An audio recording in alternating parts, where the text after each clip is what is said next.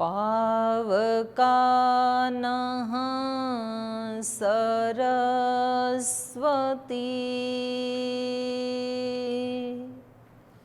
वाजिनीवती।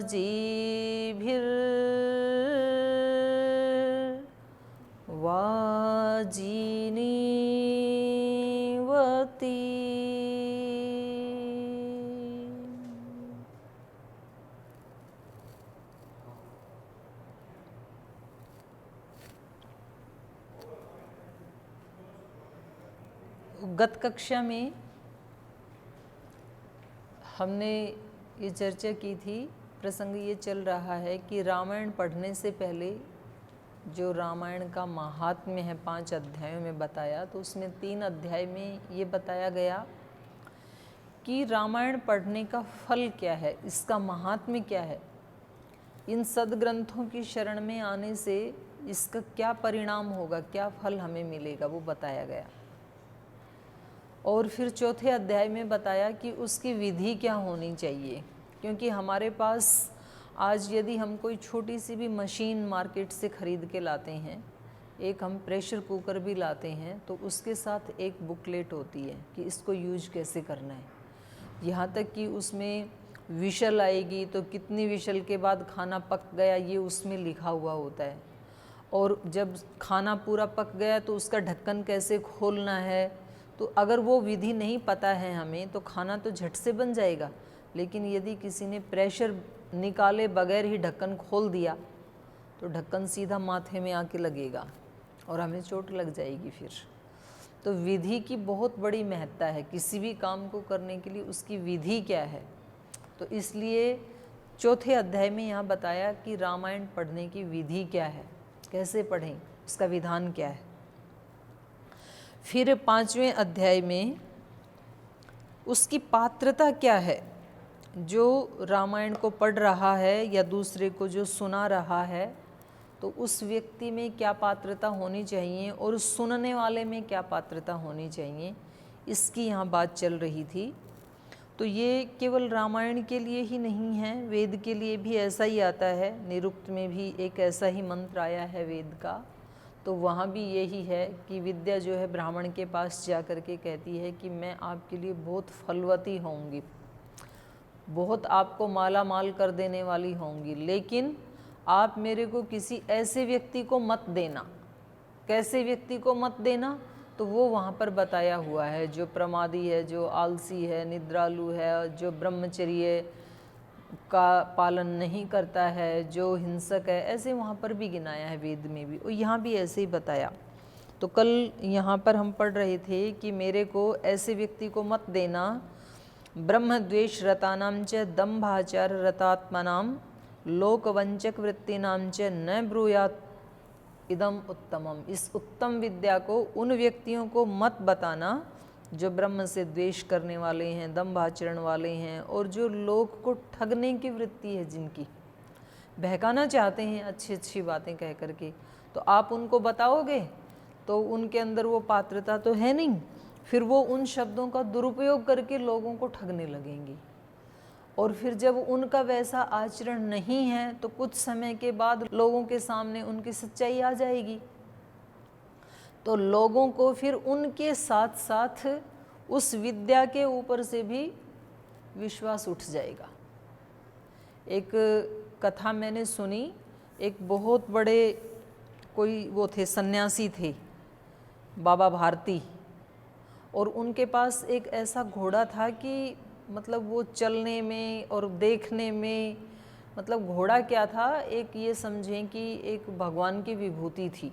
बहुत तेज़ दौड़ता था वो, देखने में बड़ा सुंदर सुडौल था वो, और उसकी बहुत सारी और भी विशेषताएं थी। तो एक वहाँ पर उसी थोड़े दूर उनसे एक डाकू रहते थे, उनका नाम था डाकू खड़ग सिंह।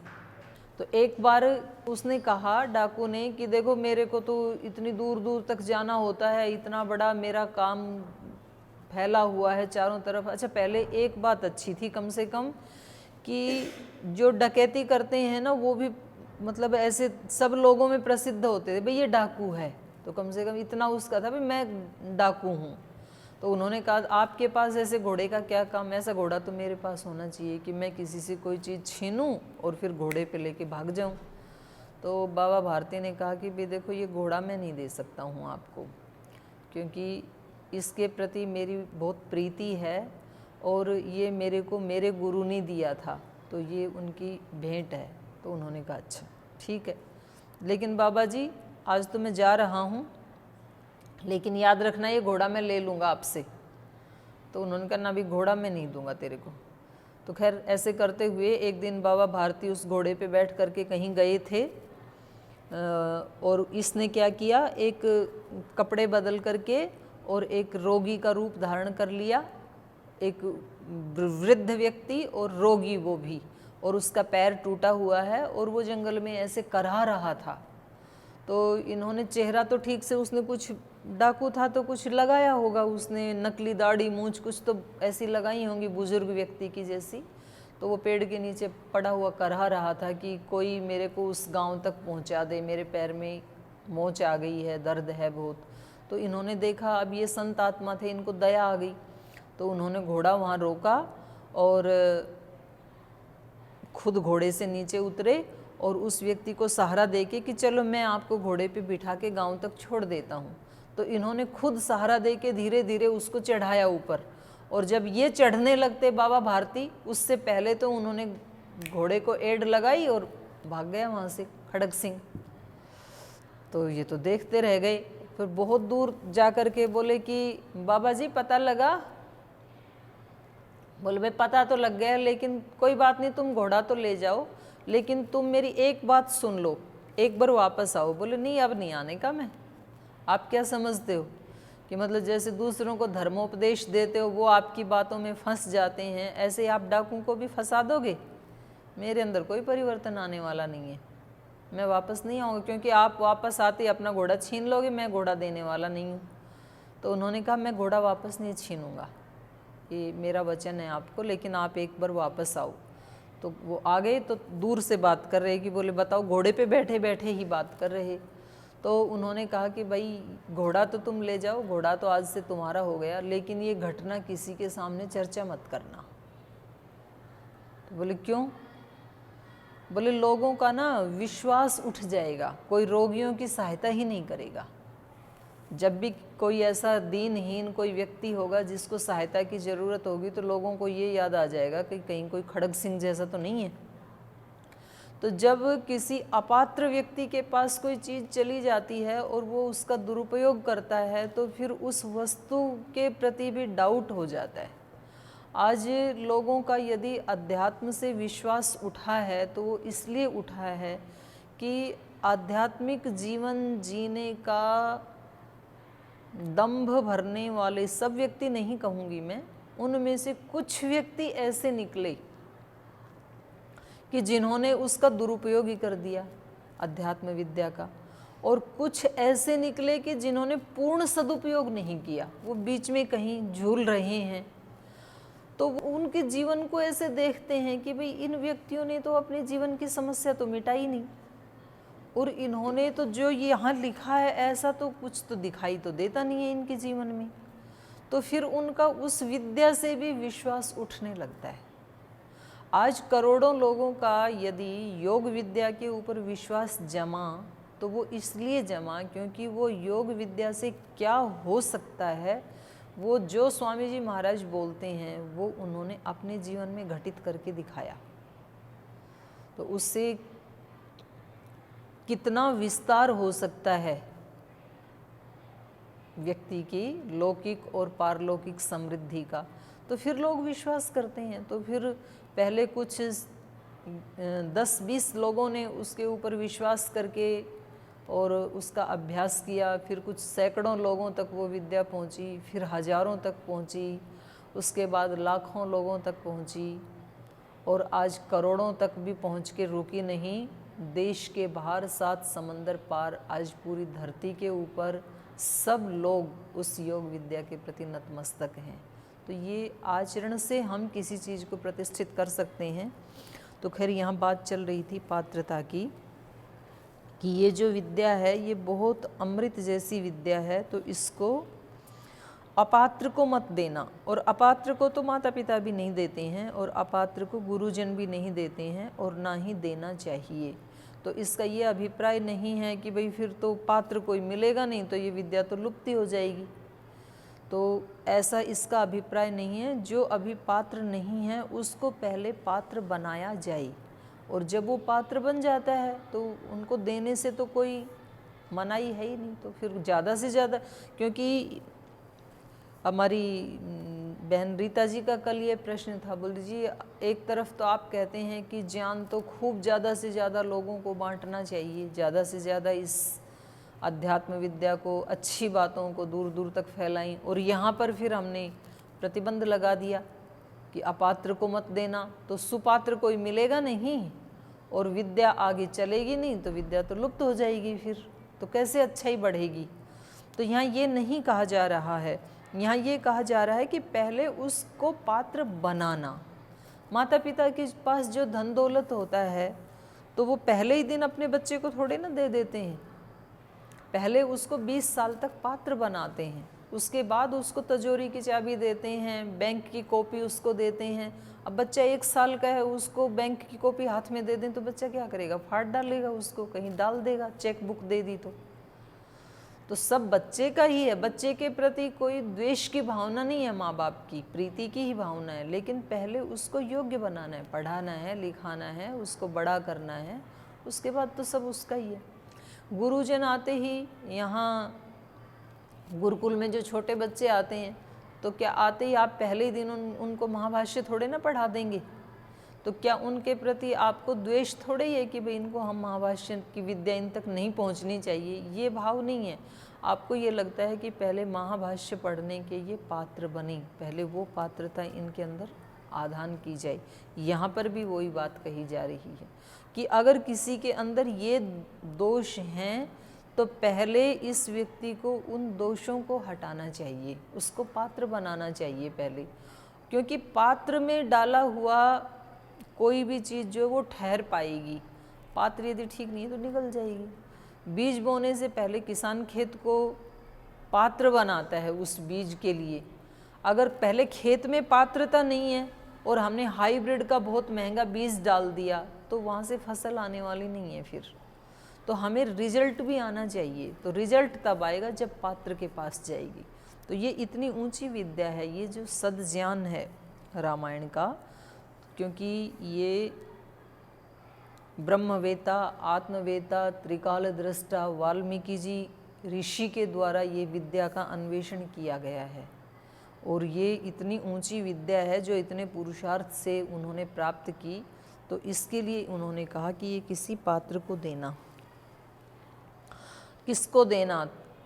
त्यक्त कामादि दोषाणाम राम भक्ति रतात्मनाम गुरु भक्ति रतानाम च वक्तव्यम मोक्ष साधनम। इनको देना जिन्होंने काम आदि दोषों का त्याग कर दिया है। आदि लगाने से काम के साथ साथ काम, क्रोध, लोभ, मोह, अहंकार, जितने भी अज्ञान के कारण दोष हो सकते हैं, कामनाएं हो सकती हैं, उन सब का त्याग कर दिया है जिन्होंने। राम भक्ति रतात्मनाम, और जो राम की भक्ति में रत रहते हैं। राम का मतलब है यहाँ पर ब्रह्म, रमो क्रीड़ायाम, जिसकी क्रीड़ा इस पूरे ब्रह्मांड में चल रही है वो राम है यहाँ पर। तो उस ब्रह्म की भक्ति में जो रत रहते हैं, माने उनकी एक एक श्वास, उनका एक एक कर्म, उनकी वाणी से बोला हुआ एक एक वाक्य। कबीरदास जी ने ऐसे बोला कि अब मैं तुम्हारी भक्ति कहाँ करूँ? तो बोले मैं जो खा रहा हूँ वो ही आपको भोग लगा रहा हूँ, और जो मैं कहीं चल फिर रहा हूँ, कोई काम कर रहा हूँ, वो ही आपकी परिक्रमा है। और ऐसे केवल कबीरदास जी नहीं, सब संतों ने, सब ऋषियों ने इसी सत्य को अपने जीवन में जिया। वो जो भी काम करते हैं, ऐसे भी संत हुए हमारे देश में कि उनका मुख्य जो पेशा है वो जूते बनाने का है, संत रैदास। ऐसी महिला संत भी हुए कि उनका जो मुख्य काम है वो सफाई करना है। शबरी जो है, जहाँ से ऋषि जाते हैं, उस रास्ते को साफ करना, ये उसका मुख्य काम है। और उसी को करते करते ही उसने उस उच्च स्थिति को प्राप्त किया, ज्ञान को प्राप्त किया। तो हम अपने कर्मों को ही कैसे पूजा बनाई, तो ये ही है राम भक्ति रतात्मा नाम, राम की भक्ति में रत। राम की भक्ति में रत इसका मतलब ये नहीं कि 24 घंटे वो राम राम राम राम जो कर रहा हो उसको सुनाना, ये अर्थ नहीं है। जिसका एक एक श्वास भक्ति है, श्वासों की माला से सिमरूं मैं तेरा नाम, हर श्वास में जिसकी, क्योंकि जिसके प्रति हमारी प्रीति होती है ना, तो हर समय वो हमारे ध्यान में रहता है। किसी माँ को अपने बच्चे से, छोटा बेबी है उससे प्रीति है और उसको काम भी निपटाने हैं सारे, तो भले ही बच्चा पलने में सो रहा है और माँ घर के काम कर रही है, लेकिन ध्यान वहीं रहता है उसका प्रतिपल। बच्चे ने थोड़ी करवट भी ली तो वो अलर्ट रहती है एकदम से। ऐसा इस साधक का, इस भक्त का एकदम अलर्ट रहता है, और ये ही सबसे बड़ी साधना है। हम एक एक कर्म करते हैं, उसके प्रति जागना। हमारे उपनिषद के ऋषियों ने यही कहा और वेद ने भी यही कहा, उत्तिष्ठते जागृत, जागो। तो जागने का मतलब ये नहीं है कि रात को सोना ही नहीं है, नहीं तो शरीर रोगी हो जाएगा। तो जागने का मतलब यही है कि हम अलर्ट रहें। तो इसके बारे में मैंने एक किसी व्यक्ति से एक कहानी सुनी। एक राजा जो है एक फ़कीर के पास गया, तो उसने कहा कि जी मेरे को ध्यान सिखा दो। मैंने सुना है कि ध्यान में प्रवेश करने के बाद फिर समाधि लग जाती है और समाधि सब समस्याओं का समाधान है। तो मुझे ये बताओ कि ध्यान कैसे करें, क्योंकि ध्यान में किसी भी मत, पंथ, संप्रदाय का विरोध नहीं है। बाकी विरोध हो सकता है, भाई हमारे सिद्धांत ये हैं, आपके ये हैं, कोई वेद को मान रहा है, कोई कुछ मान रहा है, पूजा की जो पद्धति हैं उनमें भेद हो सकता है। ध्यान में किसी का भेद नहीं है, क्योंकि ध्यान ही वो दरवाज़ा है जिससे अंदर प्रवेश करना होता है। तो खैर वो राजा गया उनके पास, फ़कीर के पास गया कि मुझे ध्यान की विधि सिखा दो, ध्यान विद्या आप बता दो, ध्यान कैसे करें। तो उन्होंने कहा ठीक है, लेकिन हम सिखाएंगे अपनी मौज से, ऐसे नहीं। जब हमें लगेगा कि सिखाएं तब हम सिखाएंगे, टाइम देना पड़ेगा उसके लिए, पात्रता आपको अर्जित करनी पड़ेगी, वही बात पात्रता वाली। तो बोले देखो इतना टाइम मेरे पास नहीं है, मैं ठहरा राजा। तो उन्होंने कहा मैं ठहरा महाराजा, महाराज बोलते हैं लोग मेरे को। तो भाई हम ऐसे देते नहीं हैं इंस्टेंट कि कोई भी आए और हमने, तो हम तो जब समझेंगे आपको, हमारी मौज आएगी और हमें कुछ सूझेगा तो बता देंगे, और नहीं तो हम कहेंगे कि हम नहीं जानते हैं, किसी दूसरे के पास जाओ। बड़े अजीब आदमी हो, मतलब इतनी तो गारंटी लो कि सिखा देंगे। तो बोले चलो आप सेवा में लगो। तो उस राजा का भी उद्धार होने का टाइम आ गया होगा, नहीं तो राजा प्राय रुकते नहीं हैं। अब वो रुक गया, बोले ठीक है मुझे भी ये सीखना ही है, क्योंकि ज़्यादा ही परेशान हो गया हूँ मैं। तो अब जीवन की जो है आर पार की लड़ाई है, अब ध्यान के बिना हमें ये जीवन खोना नहीं है, हमें सीखना ही है। तो वो रहने लगा। तो राजा को ड्यूटी दी झाड़ू लगाने की। अब राजा को 1 वर्ष, 2 वर्ष, 3 वर्ष करते करते 20 वर्ष हो गए वहाँ पे, और ध्यान सिखाए नहीं महात्मा। अच्छा फिर वो आप वाली बात है कि जी जब हम यहाँ आए तो सब जगह बिच्छू दिखाई देते थे, कुछ बाहर की चीज़ें, मतलब बड़ा अजीब सा लगता था। धीरे धीरे ऐसे ढल गए कि यही अच्छा लगने लग गया। अब हरिद्वार जाएं तो बुरा लगता है, मन लगता नहीं है। तो राजा भी ढल गया 1-2 साल में, बोले ये अच्छा है यहाँ का जीवन, तो ठीक है अपने झाड़ू लगाते हैं और मस्त रहते हैं। बस सिखाएंगे तब सिखा देंगे, नहीं सिखाएं तो ये जॉब भी कोई कम नहीं है, चलेगा, ऐसे भी चलेगा। क्योंकि अच्छे लोगों के सानिध्य में रहते हैं तो कम से कम टेंशन फ्री तो हो ही गया राजा। तो उसने उससे भी समझौता कर लिया। तो ऐसे 20 साल बीत गए। तो एक दिन वो झाड़ू लगा रहे थे मतलब ये सिखाने वाले साधुओं की विधि भी अजीब अजीब होती हैं। तो पीछे से आके साधु डंडे से प्रहार कर दिया तो उसने, राजा ने कहा ये क्या कर रहे हैं आप, मारोगे क्या मेरे को? बोले ये ध्यान की शुरुआत है। बड़ी अजीब विधि है, ध्यान की शुरुआत है। बोले हाँ, लेकिन बोले ये ध्यान रखना कि ये अटैक में कभी भी कभी भी कर सकता हूँ, तो अलर्ट रहना आज से।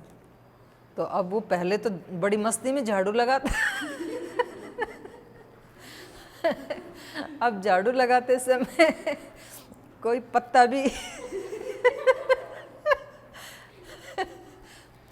हिले तो उसको लगे कि अटैक होने वाला है, बिल्कुल अलर्ट होके झाड़ू लगाने लगा। तो बीच बीच में कभी कर देता था। तो फिर उसने एक दिन आके कहा कि देखो अभी तो मैं पीछे से ही करता था अटैक, अभी मैं किसी भी साइड से आ सकता हूँ, आगे से, पीछे से, दाएं से, बाएं से। तो और ज़्यादा अलर्ट हो गया। मतलब जो झाड़ू कम लगाए और सजग ज़्यादा रहे कि भाई कहीं से भी अटैक हो सकता है। तो ये कई दिन चलता रहा। और जैसे ही उसकी ये एकाग्रता एक काम में बढ़ी तो वो सब जगह बढ़ गई। अलर्ट झाड़ू लगाते समय नहीं है, क्योंकि सन्यासी ने ये कहा था मैं कभी भी किसी भी समय तेरे ऊपर अटैक कर सकता हूँ। तो चौकन्ना रहने लगा वो। तो ये जो जागरूकता है तो वो पूरा अलर्ट हो गया। तो शुरुआत हो गई ध्यान की।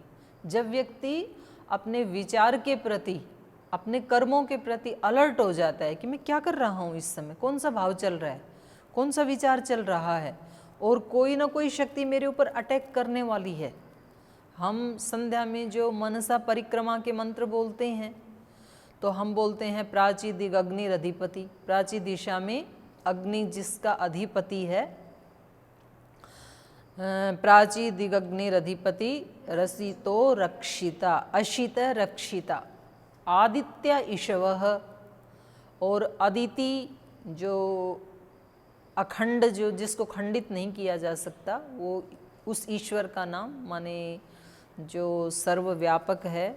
और उससे संबंधित जो शक्तियां हैं वो आदित्य, अदिति से संबंधित आदित्य, और आदित्य की जो बहुवचन में शक्तियां होगी वो आदित्य। आदित्य ईशवः, वो उसके बाण हैं। मतलब मान लो मैं यहाँ खड़ी हूँ और मेरे ऊपर कोई सामने से अटैक कर रहा है, तो मैं क्या करूँगी, मैं उस पर अटैक करूँगी। तो सामने से होता है ना अटैक, तो हम अपनी रक्षा के लिए क्या करते हैं, जो भी हमारे पास है उसी को हम भी डालेंगे उसके पास। तो ये जो आदित्य, जो भगवान की जो शक्तियाँ हैं वो सामने से हमारी रक्षा करती हैं। आदित्य ईशवः तेभ्यो नमो, उन शक्तियों को नमस्कार है। वो रक्षा कैसे करती हैं, यदि तो हम अच्छा काम कर रहे हैं तो वो हमें और ऊपर बढ़ाती हैं, ये ही उनकी रक्षा है। यदि तो हम गलत काम करते हैं तो वो हमें दंड देती हैं, यही उनका रक्षा का तरीका है। लेकिन वो सामने की दिशा कौन सी है, जो मेरे मुख के सामने है वो ही प्राची दिशा है।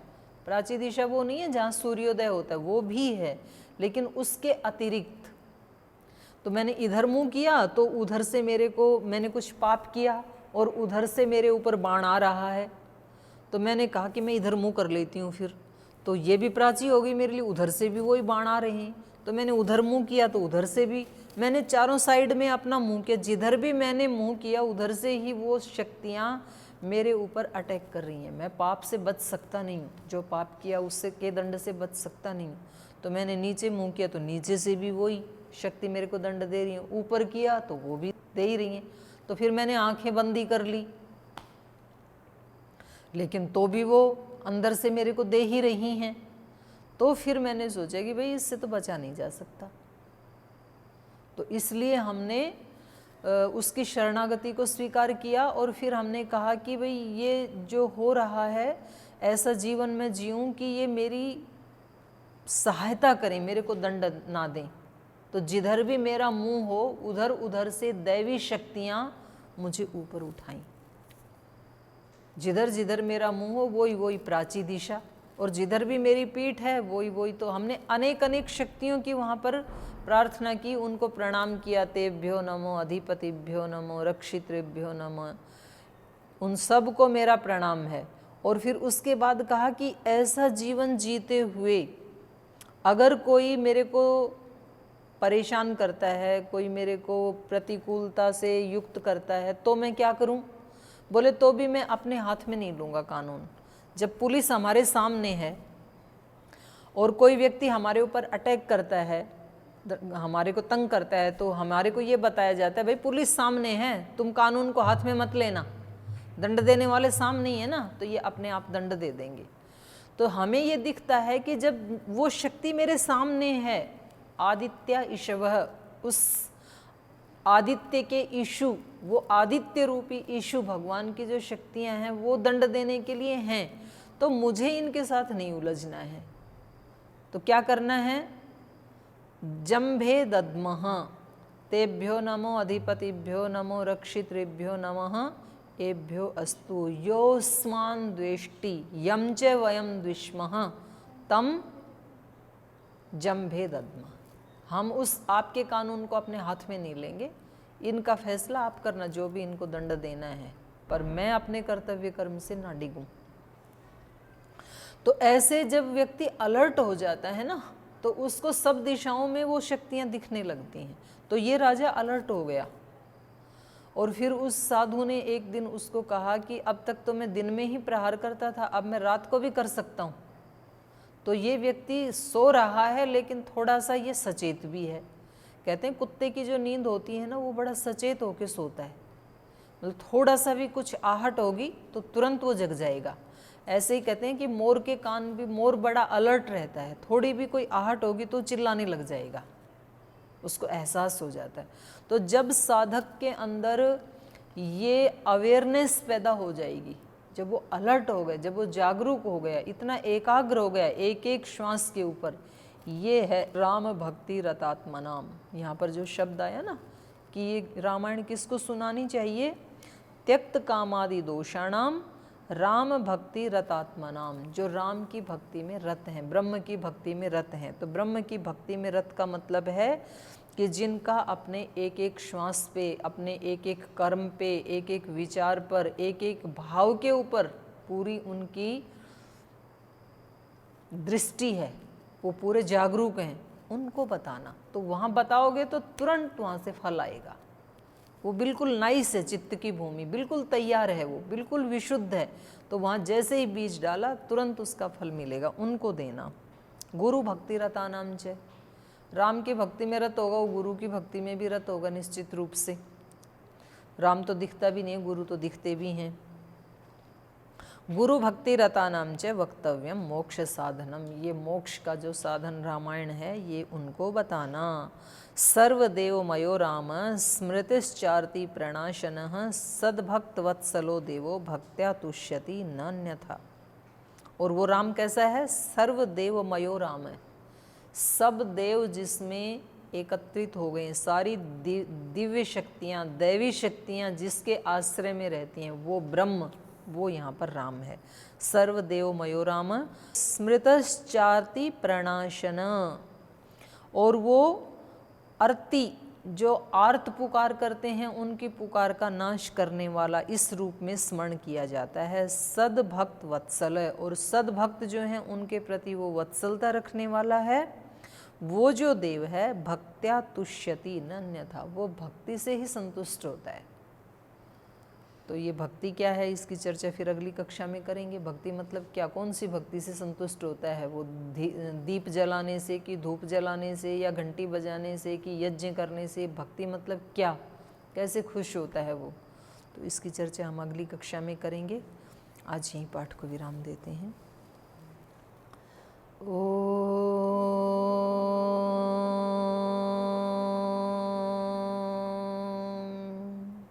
शांति शांति शांति। श्री गुरुभ्यो नमः।